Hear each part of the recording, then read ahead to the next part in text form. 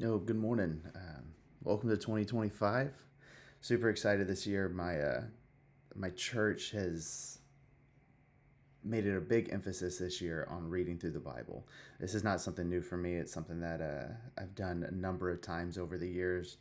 Um, Probably seven or so. But it's really excited because it feels like it's an opportunity to do it with other people, and with you guys being out there on the internet, I just want to be able to share that with you as well. And so I encourage you to join along. I think we're doing the 1 year Bible plan by Tyndale. And so today's reading to kick off the year is Genesis 1 and 2, Matthew 1 and 2, Psalm 1, and Proverbs 1, 1 through 6.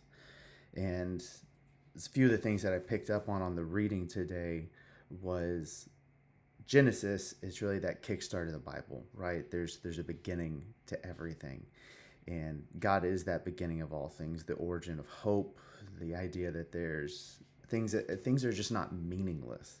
Um, in this really beautiful picture that in the beginning creation was good, and right now we don't really experience that same good like the rest of the world does. Um, because it's broken and it's sinful and there's things that are hurtful and there's pain, but there's the idea of a future and a hope. And then as you read the Bible, all these things start to really interconnect and draw some beautiful lines from the beginning of creation up until now, until this idea of full restoration. And my hope is that as you guys get to read through the Bible or just listen to me pander away about it, you'll get to pick up on some of those connections. And so the second reading outside of Genesis 1 and 2 was Matthew 1 and 2. And the fun parallel there is that you have the beginning of creation, and then you have the introduction, the incarnation of Jesus, him coming to be born. And so it's that story right there at the very beginning of Jesus' birth. And so we get to tie those two connections together, which is a lot of fun. And then there was Psalms 1 and Proverbs 1, 1 through 6. And Proverbs is just a great book in general. So anytime you get to read that, there's just so much wisdom locked up in there. It's written by a dude named Solomon, who is said to be the wisest guy who ever lived. Not in the mob way, but from the true wisdom and knowledge standpoint. The only downfall of Solomon is the fact that he didn't always put into practice his wisdom, which I feel is kind of telling because a lot of us know a lot of the right things to do, but we don't often do those things. Um, but what I want to leave you with today is Psalms 1. And it's a fun little psalm, most likely written by David. And Psalms 1 goes like this: How blessed is the man who does not walk in the counsel of the wicked, nor stand in the path of sinners, nor sit in the seat of scoffers. But his delight is in the law of the Lord, and in his law he meditates day and night. And he will be like a tree firmly planted by streams of water, which yield its fruit in its season, and its leaf does not wither, and in whatever he does, he prospers. And it says, The wicked are not so, but they are like chaff, which the wind drives away. And therefore the wicked will not stand in the judgment, nor sinners in the assembly of the righteous. For the Lord knows the way of the righteous, but the way of the wicked will perish.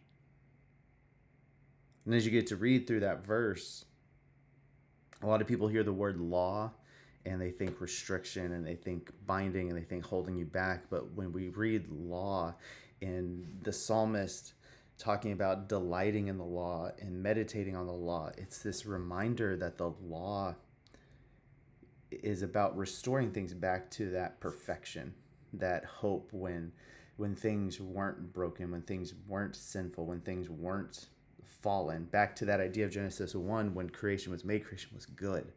And so the law is trying to corral, it's trying to shepherd our actions back to what is good. It's not trying to take away things, it's about trying to restore good in the world, that things in life is being done the way that God intended them to be. And so I would hope that you kind of lean into that instead of thinking about God and thinking about the Bible and thinking about his law and his expectations as being things that are restrictive. It's about pulling us away from things that are destructive and putting us into a situation where we get to rejoice in life and circumstances being good. Like, how much more beautiful would life be if you weren't worried about someone lying to you or going to hurt you, or someone who wasn't going to rug you or steal from you or scam you? Like, these are the beautiful things that if life was back to this median point of good, there'd be this release and this lack of pressure and this joy that would be there. And so that's kind of my hopes as well. As you read through that text, it was also verse 3. He'll be like a tree firmly planted by streams of water. It's this idea of security and continuous sustenance. So getting into the word daily is important. Grinding in the word, knowing it, being infused by it, is that idea of getting that nourishment, just like a tree planted by a stream, which yields its fruit in its season. Its leaves do not wither, and in whatever he does, he prospers. And so my hope for you is to get into the word this year. So blessings, my friends.